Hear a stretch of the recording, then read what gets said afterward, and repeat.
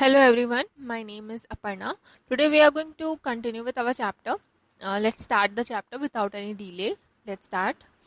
2. Hydroelectric power plants. Another conventional sources of energy is the kinetic energy of flowing water or the potential energy of water at a height. Hydropower plants convert the potential energy of falling water into electricity. The water falls on a turbine which spins and activates an electric generator which then produces electricity. ठीक है, देखिए अब next जो conventional sources of energy है जो कि जिसका हम यूज कर सकते हैं वो है आपका हाइड्रो इलेक्ट्रिक पावर प्लांट्स। ठीक है, हाइड्रो इलेक्ट्रिक पावर प्लांट्स का हम लोग यूज करके क्या करते हैं, इलेक्ट्रिसिटी का जनरेशन करते हैं। अब ये यहाँ पर हम लोग किस तरीके से इलेक्ट्रिसिटी उसमें जनरेट करते हैं वो देखते हैं। देखिए जो वाटर रहता है, ठीक है, काइनेटिक एनर्जी, वाटर में जब वाटर फ्लो करता है तो उसमें काइनेटिक एनर्जी रहती है, और जब वो किसी जगह पर कांस्टेंट रहता है, किसी एक हाइट पे या कहीं किसी जगह पर जब कांस्टेंट रहता है तो वहां पर उसके अंदर में क्या रहता है, पोटेंशियल एनर्जी रहता है। अगर हम उसी वाटर को एक काफ़ी हाइट पर, ठीक है, एक हाइट पर हम लोग किसी वाटर को स्टोर कर देते हैं तो वो पोटेंशियल एनर्जी रहता है। सपोज कर लेते हैं, ठीक है, जैसे कि हमारे घर पे जब जो वाटर टैंक रहता है वो हमेशा क्या रहता है, सबसे ऊपर में रहता है। वहां पर वाटर क्या रहता है, स्टोर्ड रहता है।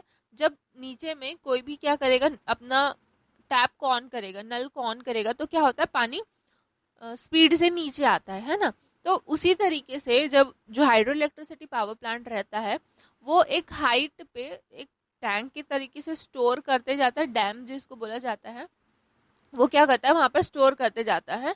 और जब हमको इलेक्ट्रिसिटी वहां पर जनरेट करनी होती है तो उसका क्या होता है, गेट जो है वो खोला जाता है। ठीक है, जो डैम्स है उसका पानी के लिए पानी को आने के लिए उसका एक गेट खोला जाता है। जैसे हम लोग नीचे में टैब ऑन करते हैं उसी तरीके से गेट ऑन किया जाता है, जिससे पानी जो है वो तेजी से क्या होता है, नीचे आता है।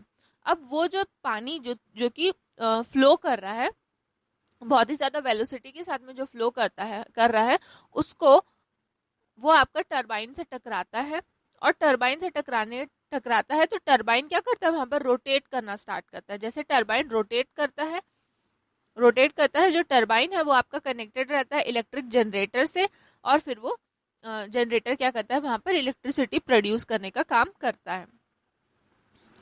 In order to produce hydel electricity, high-rise dams are constructed on the river to obstruct the flow of water and thereby collect water in larger reservoirs. During the rainy season, water collects in these reservoirs. The stored water from the high level of the dam is carried through pipes to the turbine at the base of the dam. Stored water falls freely on the blades of turbine, and as a result the blade of turbine spin, and with the help of generator electricity is generated. Electricity is a renewable source of energy because after rains the water reservoirs get refilled. There are there are also several disadvantages associated with hydroelectric power plants. During the construction of dams and water reservoirs, huge amount of agricultural land is flooded and lost, and many people lose their homes and displaced. Some ecological system are also destroyed. ठीक है, अब देखिए यहाँ पर hydel electricity को generate करने के लिए क्या है, बहुत ही हाइट पर बोला जा सकता है क्या बनाया जाता है, हाई राइज डैम बनाया जाता है। हाइट पर डैम क्यों बनाया जाता है, जो रिवर फ्लो कर रहा है, ठीक है, तो रिवर जो वाटर है उसको क्या होना चाहिए, मतलब हाइडल इलेक्ट्रिसिटी जनरेट करने के लिए जो आपका वाटर है वो क्या आना चाहिए, तेजी से नीचे, मींस हाई वेलोसिटी के साथ में वो नीचे आना चाहिए, जिसकी वजह से डैम को थोड़ा सा ऊपर तक कंस्ट्रक्ट किया जाता है ताकि जो वाटर जब वाटर वहां से फ्लो करवाया जाए तो वो बहुत ही ज्यादा हाई स्पीड पर रहे, ठीक है, उसकी वेलोसिटी ज्यादा रहे। इसीलिए जो रिजर्वायर्स रहते हैं वहां पर वाटर को कलेक्ट किया जाता है। मीन्स जो डैम रहता है, डैम के साइड में देखिएगा, एक साइड पे क्या रहता है, वाटर कलेक्ट होता है, और दूसरे साइड में जब कभी डैम को आप विजिट करेंगे तो देखिएगा एक साइड पे क्या होता है, डैम में पूरा पानी स्टोर होते रहता है, और दूसरे साइड पे फ्लो ऑफ वाटर जो है वो थोड़ा सा कंटिन्यू रहता है, ठीक है, फ्लो ऑफ वाटर थोड़ा बहुत कंटिन्यू रहता है। लेकिन जब इलेक्ट्रिसिटी का जनरेशन होता है तो वहाँ पर फ्लो ऑफ वाटर को क्या किया जाता है, ओपन किया जाता है, और ज़्यादा फ्लो, वाटर का ज़्यादा फ्लो चाहिए रहता है, तो उसके हिसाब से जो गेट्स रहते हैं, डैम के जो गेट्स रहते हैं, उनको ओपन किया जाता है। अब रेनी सीजन में वाटर को क्या किया जाता है, रिजर्वायर्स में कलेक्ट किया जाता है, और जो स्टोर्ड वाटर रहता है, हाई लेवल जो डैम रहते हैं, जो स्टोर्ड वाटर रहता है, उसको क्या किया जाता है, डैम मीन्स जो डैम आपका रिजर्वायर में, रिजर्वायर है, वहां से आपको पानी फ्लो करवाना है, तो पाइप्स के थ्रू क्या किया जाता है, टरबाइन में पानी को लाया जाता है, बेस ऑफ द डैम है, मीन्स जो डैम है वो ऊपर रहता है, और जो आपका जहाँ पर इलेक्ट्रिसिटी जनरेशन होता है वो काफी नीचे रहता है, काफी नीचे रहता है, और वहां पर पाइप के थ्रू आपका वाटर को लाया जाता है। स्टोर्ड वाटर्स जो रहते हैं वो यहाँ पर टरबाइन के ब्लेड्स पे जाकर टकराते हैं, और फिर आपका इलेक्ट्रिसिटी मीन्स टरबाइन जो है वो क्या होता है, स्पिन करना स्टार्ट होता है, घूमना स्टार्ट करता है, और उसके बाद फिर वो जनरेटर की हेल्प से वहां पर इलेक्ट्रिसिटी जो है वो जनरेट होती है। अब जो हाइडल इलेक्ट्रिसिटी है वो रिन्यूएबल सोर्स ऑफ एनर्जी है, ठीक है, रिन्यूएबल सोर्स ऑफ एनर्जी हम लोग बार बार यूज कर सकते हैं उसको, लेकिन इसके बहुत सारे डिसएडवांटेजेस भी हैं, जैसे कि जहाँ पर भी आपका जो डैम कंस्ट्रक्ट होता है वहाँ पर जो आसपास में जो एग्रीकल्चरल लैंड रहता है, ठीक है, जैसे कि डैम में बहुत ज़्यादा रेनी सीजन में बहुत ज़्यादा पानी भर जाने की वजह से आसपास का जो भी लैंड रहता है वो क्या हो जाता है, खराब हो जाता है, फ्लडेड हो जाता है, मीन्स वहाँ पर बहुत ज़्यादा पानी पड़ जाता है।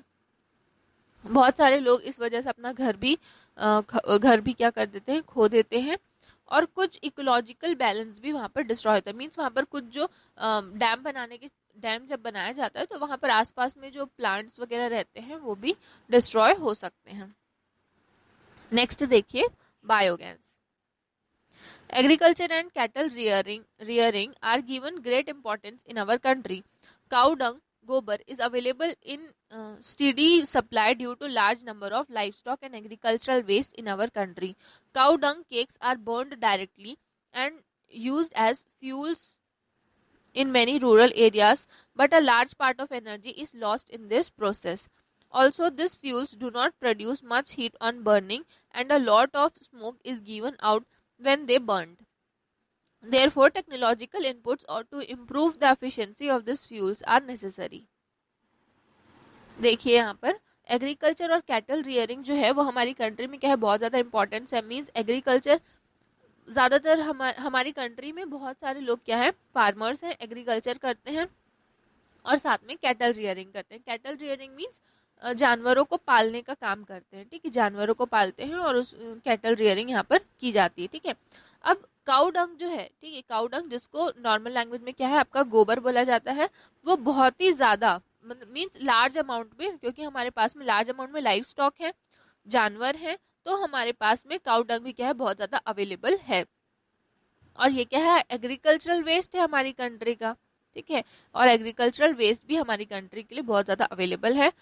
अब ये क्या होता है, जो गांव वगैरह रहते हैं, रूरल एरियाज रहते हैं, उसमें काऊ डंग केक्स बनाए जाते हैं, मीन्स काऊ डंग केक्स वहां पर बनाए जाते हैं, दीवार पर दीवार पर यहाँ पर क्या है, काऊ डंग को पेस्ट किया जाता है, और फिर वो एक पतला सा एक शीट जैसा निकलता है, ठीक है, और फिर उसको डायरेक्टली तोड़कर बर्न किया जाता है, खाना पकाने के लिए फ्यूल्स के तौर पे उसको यूज किया जाता है, ठीक है।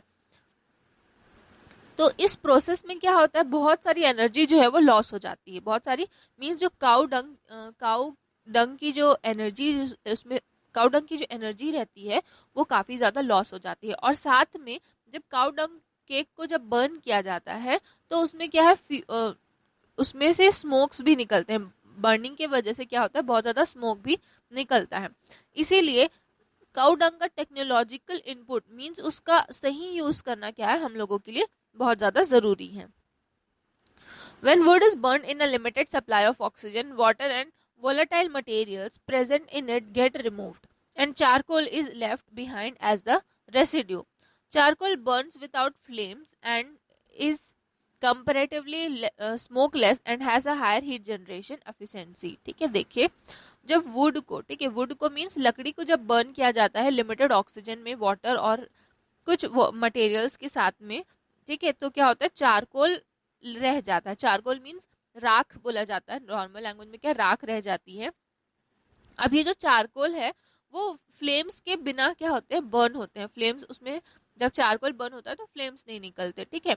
तो काफी क्या हो जाता है वहां पर, स्मोकलेस वहां पर हमको देखने को मिलता है। मीन्स क्योंकि आपका फ्लेम्स नहीं निकल रहे तो स्मोक्स भी वहां पर नहीं, मतलब कम निकलते हैं, ठीक है। जिसके वजह से जो उसका जो जनरेशन रहता है, हीट जनरेशन जो रहता है, वो काफी ज्यादा हायर हीट जनरेशन हमको देखने को मिलता है। Cow dung, various plant materials like the residue after harvesting the crops, vegetable waste and sewage are decomposed in the absence of oxygen to give biogas. Biogas is a mixture of methane, carbon dioxide, hydrogen and hydrogen sulfide. ठीक है, देखिए cow dung जो है वो बहुत ज्यादा plant material, जो बहुत सारे प्लांट मटेरियल्स की क्या है, रेसिड्यू होता है। मीन्स काउ डंग हो गया, बहुत सारे जो प्लांट मटेरियल्स रहते हैं, जैसे कि रेसिड्यू होगा, हार्वेस्टिंग, क्रॉप का हार्वेस्ट करने के बाद में जो बच जाता है, वेजिटेबल वेस्ट जो रहता है, सीवेज जो रहता है, ये सभी को क्या किया जाता है, ऑक्सीजन के एब्सेंस में, मीन्स काउडंग हो गया और बाकी जो भी रेसिड्यू मटेरियल रहते हैं जो कि बच जाते हैं, उन सबको क्या किया जाता है, एक साथ डालकर ऑक्सीजन के एब्सेंस में बायोगैस बनाया जाता है, ठीक है। बायोगैस बनाया जाता है। बायोगैस जो है उसमें क्या क्या रहता है, तो वो एक मिक्सचर है गैसेस का, जिसमें मीथेन रहता है, आपका कार्बन डाइऑक्साइड रहता है, हाइड्रोजन रहता है और हाइड्रोजन सल्फाइड रहता है।